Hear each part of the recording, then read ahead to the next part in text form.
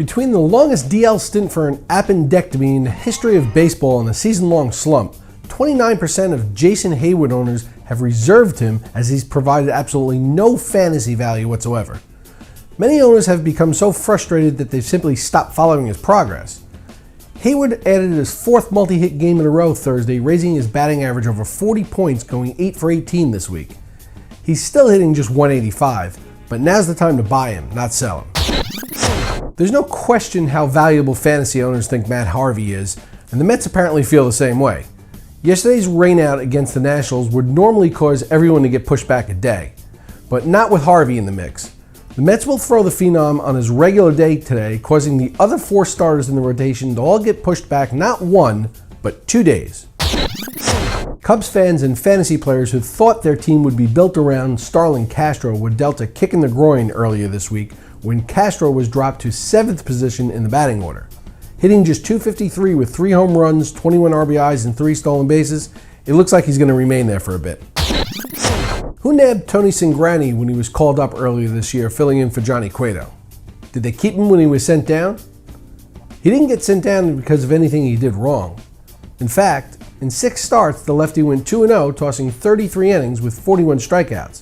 He had an ERA of 3.27 and a whip of just over 1.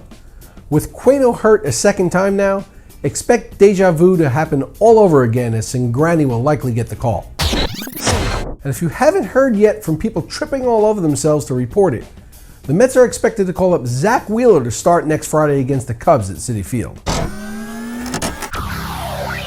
Bryce Harper is set to visit Dr. James Andrews Monday to get a second opinion on his left knee, as the swelling and inflammation have not improved. Someone actually asked me why they were waiting until Monday, and the only thing I can think of is it's the first time you can get an appointment.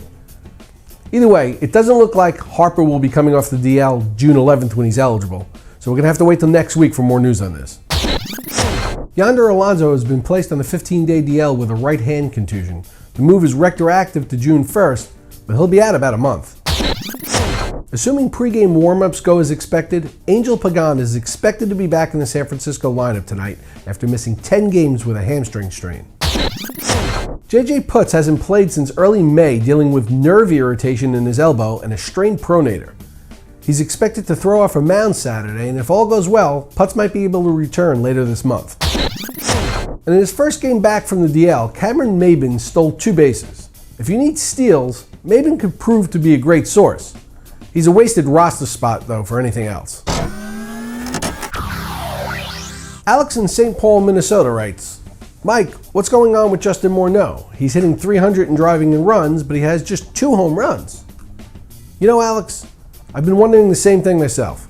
He's hitting for average, so it can't be a concussion thing. I've got a buddy that swears this is what Morneau looks like when he's not on steroids.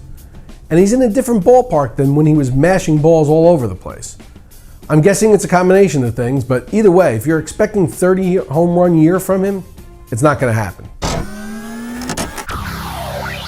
We've been talking about them almost every day, so I promised the producer that I would go the entire segment today without mentioning the 2 most exciting players in the game at the moment.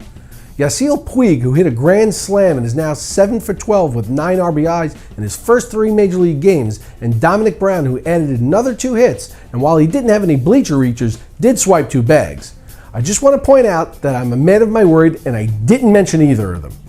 For RotoExperts, I'm Mike Cardano.